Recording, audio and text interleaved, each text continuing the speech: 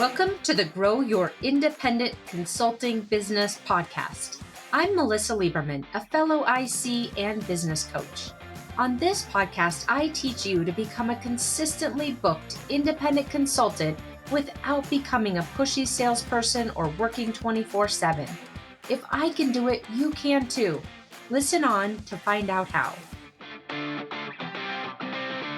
Welcome to episode 252 of the Grow Your Independent Consulting Business podcast.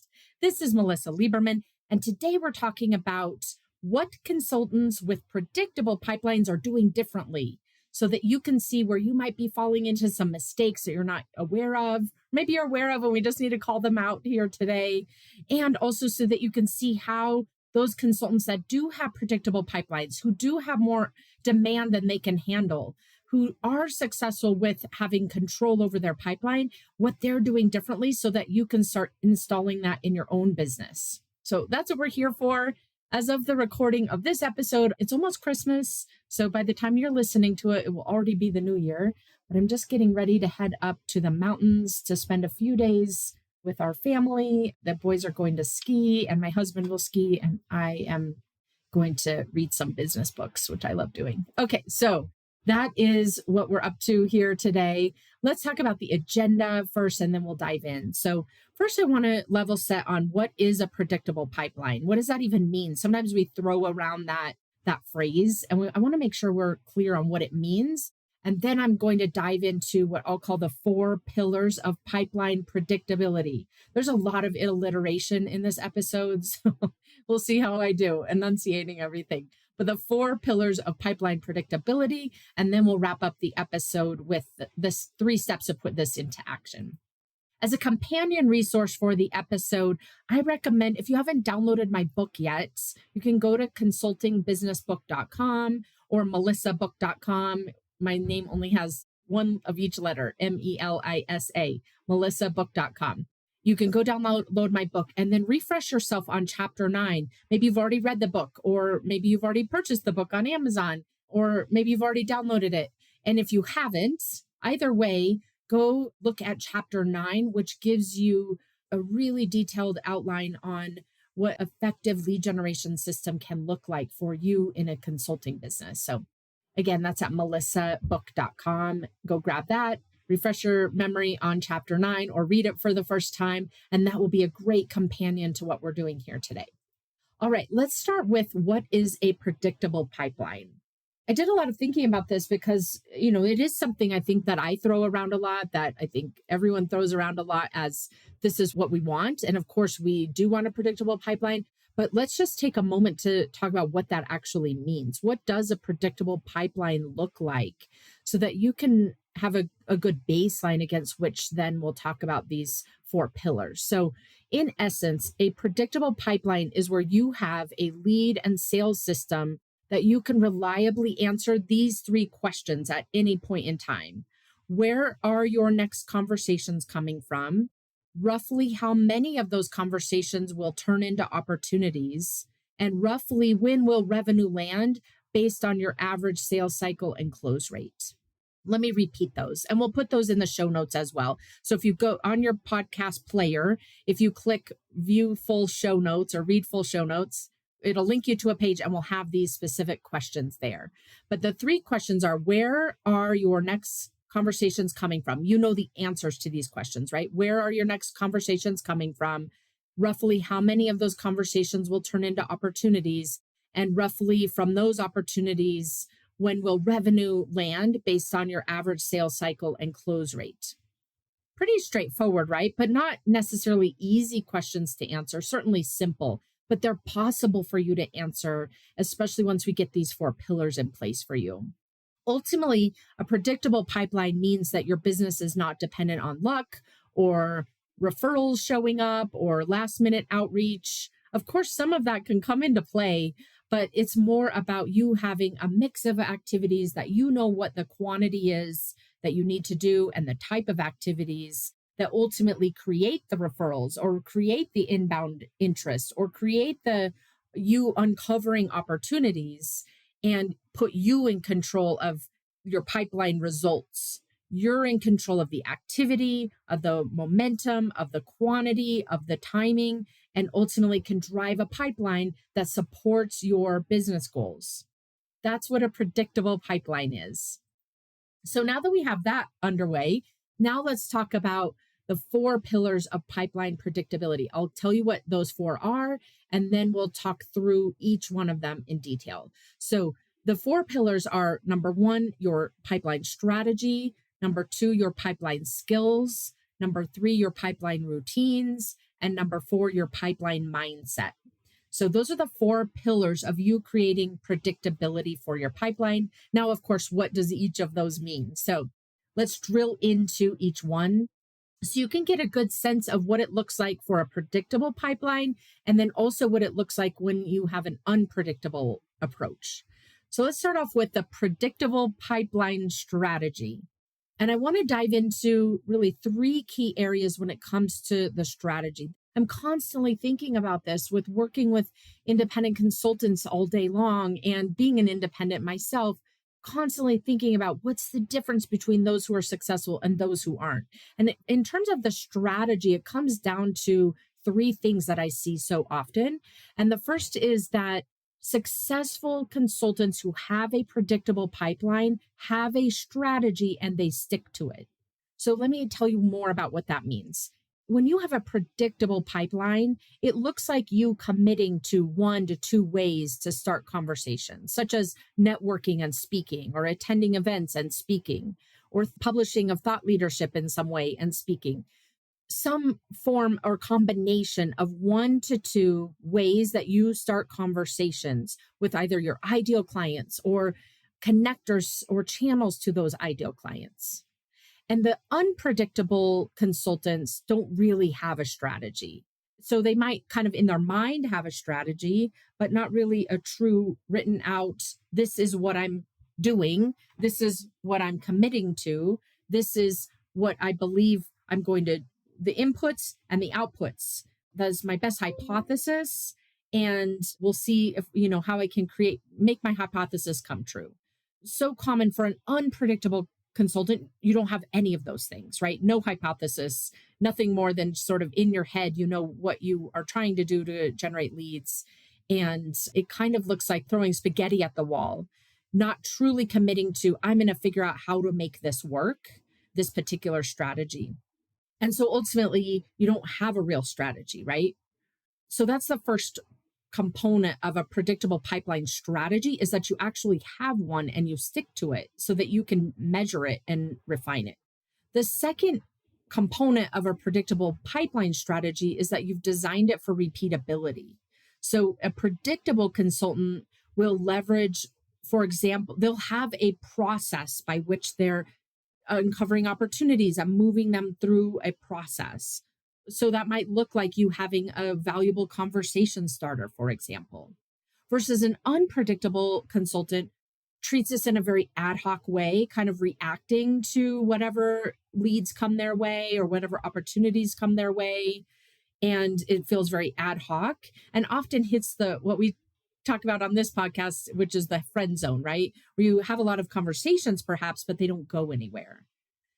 So that's the second component of a predictable pipeline strategy, is you designing it for repeatability. You've got a strategy, you stick to it, it's designed for repeatability.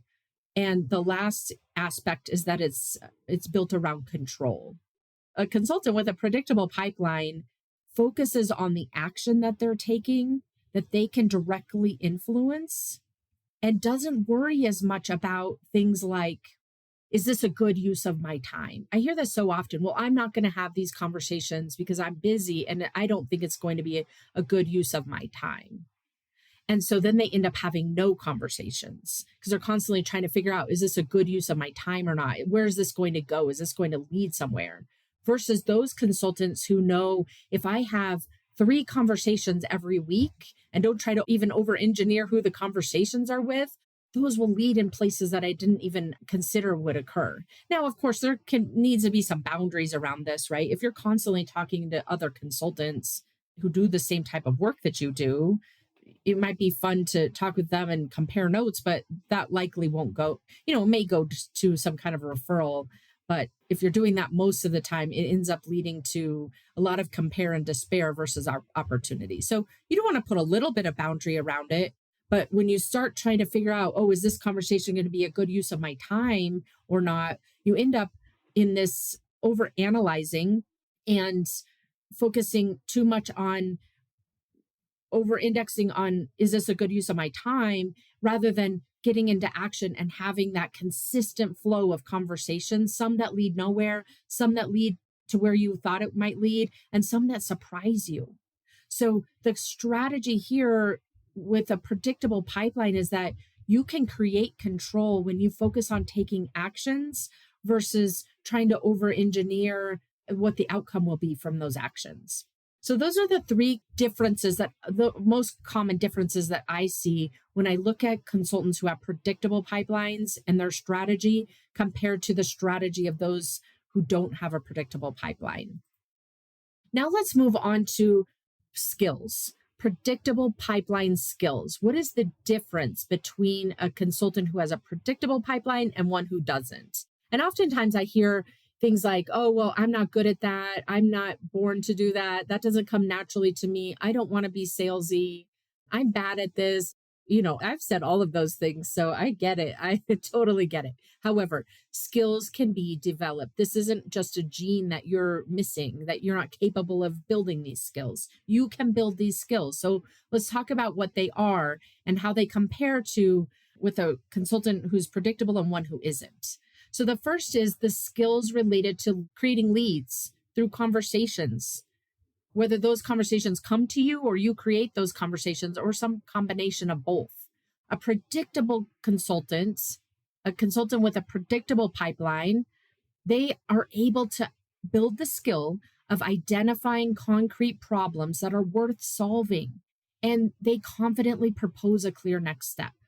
They're really good at talking with people, listening, understanding what the challenges are that that person is facing, and offering a concrete next step, versus the unpredictable consultant who focuses on avoiding being salesy or avoiding feeling desperate or needy and leaves those opportunities undefined, doesn't even explore that part of the conversation or keeps it really high level, worries about if they're doing it right or wrong.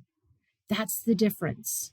The second difference from a skills perspective is that you've got a process and skill set where you're adding value. A consultant with a predictable pipeline focuses on adding value in the conversation, focuses on progressing the conversation, focuses on keeping the momentum moving.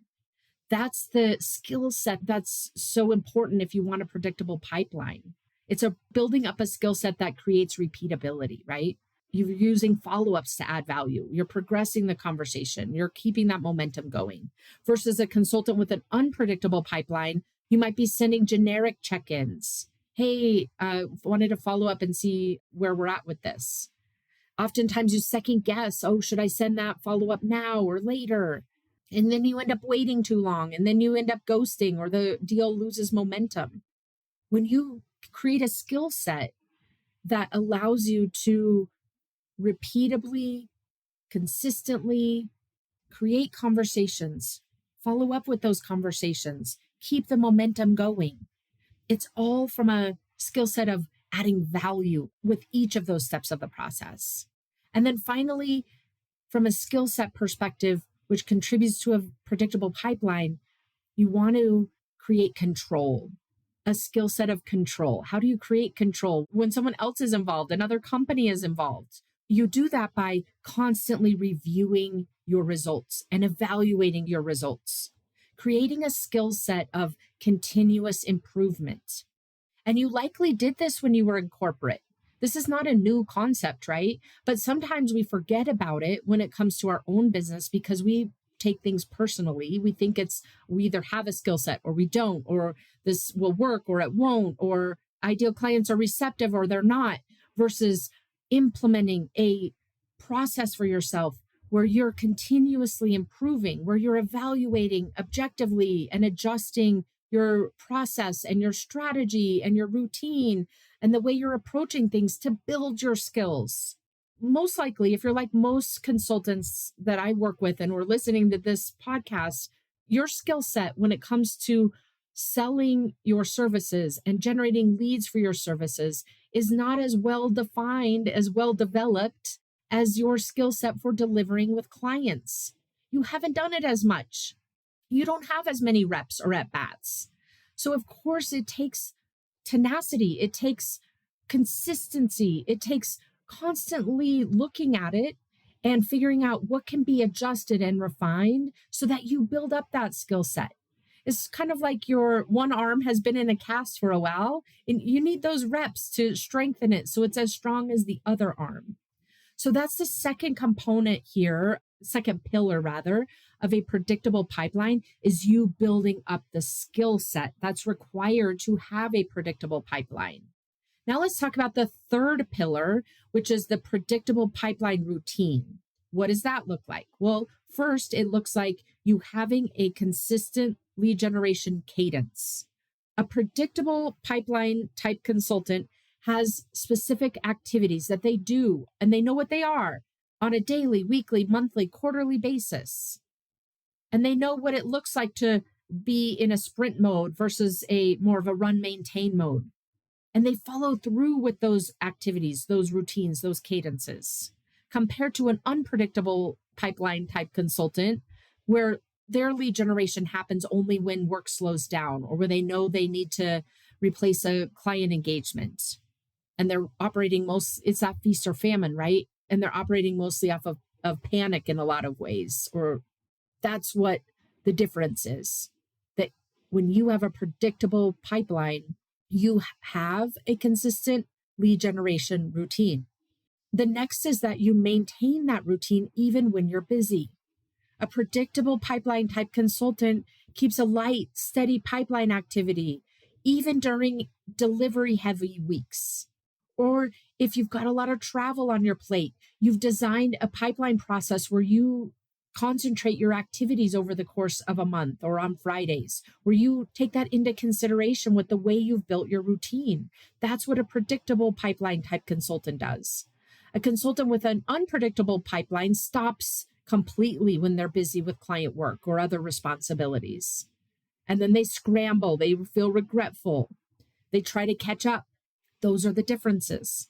And the last piece of a predictable pipeline routine is that you've got a process that's built around control, that you end every single conversation with a clear next step or decision.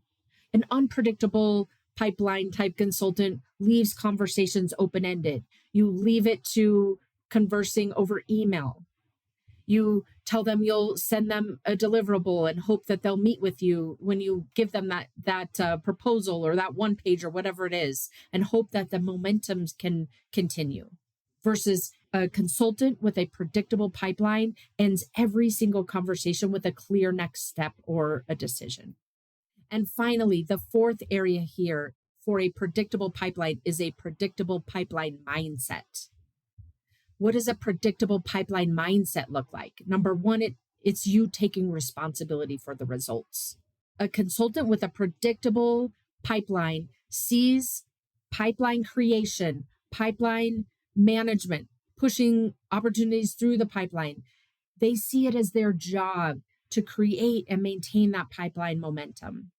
Compared to a consultant with an unpredictable pipeline, they wait for leads to show up or only act when things feel urgent, or it feels like it's out of their control, that they're waiting on the client or the potential client to do something or respond with something. From a mindset perspective, you're taking responsibility for the outcomes and results. From a mindset perspective, you're also using emotion as a tool instead of a blocker. A consultant with a predictable pipeline treats slow periods, no's, silence as normal and expected. They don't allow it to create disappointment or discouragement or frustration or fear. Or more accurately, I would say, they experience the fear, the discouragement, the frustration, the panic even, and they don't allow that to slow them down. This is a normal part of the process. And they have the tools and the frameworks and the approach mentally to be able to deal with these, sometimes severe range in emotions without it slowing them down or diluting their effectiveness. Compared to consultants with unpredictable pipelines, we've got that panic, we've got the fear, we've got the doubt, we've got the frustration, the same exact emotions. But when you've got an unpredictable pipeline, it's because you're allowing those negative emotions, those emotions we don't want to experience, to run the show, to allow you to procrastinate, to allow you to second guess, to allow you to change your mind, to allow you to overthink things and ultimately avoid taking action or diluting your action. When you're allowing those emotions to run the show versus having a mindset that allows you to redirect those emotions and recreate confidence, recreate stability in your mind and security in your mind so you can continue forward with the actions that you've laid out in your strategy, in your routines, and build up your skills, right? They all feed each other. And then finally, the last component of a predictable pipeline mindset is that you're thinking more in probabilities versus outcomes. A consultant with a predictable pipeline knows that not every conversation will convert, and they stay consistent anyway. They don't overcorrect. They think in terms of inputs and patterns and adjustments, not, oh, if this thing doesn't happen, I've failed. If this thing doesn't happen, I'm bad at this. If this lead doesn't turn into a contract, it means that I'm not going to succeed. You see the difference in the mindset? A consultant with an unpredictable pipeline, instead of thinking about probabilities and not outcomes, they look at the outcomes. And when they don't see the type of outcomes that they think that they should have, then they label themselves as bad at sales. And that becomes a very fixed mindset, right? When you think you're bad at something, it's very fixed versus putting a mindset in place, which is, I'm going to shift my hypothesis. Maybe my quantity is wrong. Maybe I need to do more activity to get the result I'm looking for. Or what can I shift about the activity that I'm putting in place to get a better result? Versus thinking that you're at the mercy of all of the external conditions. So those are the 4 pillars when it boils down to what does it look like to have a predictable pipeline as a consultant versus an unpredictable pipeline. It's not about the market conditions. It's not about what type of consulting you do. It's not about the amount of consultants and competition out there. It's not about whether you're good or bad at something. It's about those 4 pillars and how you've implemented them in your systems, in your mindset, in your strategy, in your routines, in order to be successful at building a pipeline and ultimately making that arm as strong as your other arm, which is client delivery, right? Imagining that the one arm that you've got running your business is atrophied, and we just need to build it up and strengthen it so that it works the same strength as your other arm, which is, in this analogy, the one that delivers for your clients, right? So as we pull up together today's episode, I want to remind you that predictable pipelines aren't about personality or perfection or being extroverted or naturally being good at sales or any of those external conditions. The predictable pipelines are built by consultants who take responsibility for results, who create control, who run simple systems consistently, and who adjust instead of second guessing or stopping because they don't get the result they want right away. Predictability comes out from how you think, what you repeat, and how you respond when you're not getting exactly what it is that you want. This is the difference between a consultant with a predictable pipeline and one with a pipeline that's not predictable. And the great news is you have full control over everything I've just described to you today. You don't have to rely on external circumstances to change to get what it is that you want. So as we wrap up today's episode, I want to give you 3 specific tangible actions you can take to put this episode into action. The first is download the book that I shared with you, my book, which you can find at melisabook.com, and read or reread chapter 9, which is all about lead generation. Number 2, take the lead gen effectiveness assessment. You can find that at pipelinescorecard.com. I've built it specifically for consultants and it goes through these 4 areas. So go take that. If you've never taken it, go take it and give yourself a baseline. Or if you've taken it before, go take it again and see how your results have changed in the last quarter. And then finally, join us for the lead gen sprint that starts on January 20th. So you can go find the details at consultantsprint.com. Read through all of the details of what's included in this sprint, but I want to encourage you to go do that quickly because spots are filling up and we start on January 20th. So the deadline is January 19th. And if you're listening to this in the future, you can also go to that same URL and sign up for the waitlist. So go check that out. Would love to have you in the group, assuming there's still spots available. And I will see you again next week. Take care. Thanks for joining me this week on the Grow Your Independent Consulting Business podcast. If you liked today's episode, I have 3 quick next steps for you. First, click subscribe on Apple Podcasts or wherever you listen to make sure you don't miss future episodes. Next, leave me a review in your podcast app so other independent consultants can find and benefit too. And finally, to put the ideas from today's episode into action, head over to melisaliberman.com for the show notes and more resources to help you grow your consulting practice from your first few projects into a full-fledged business. See you next week.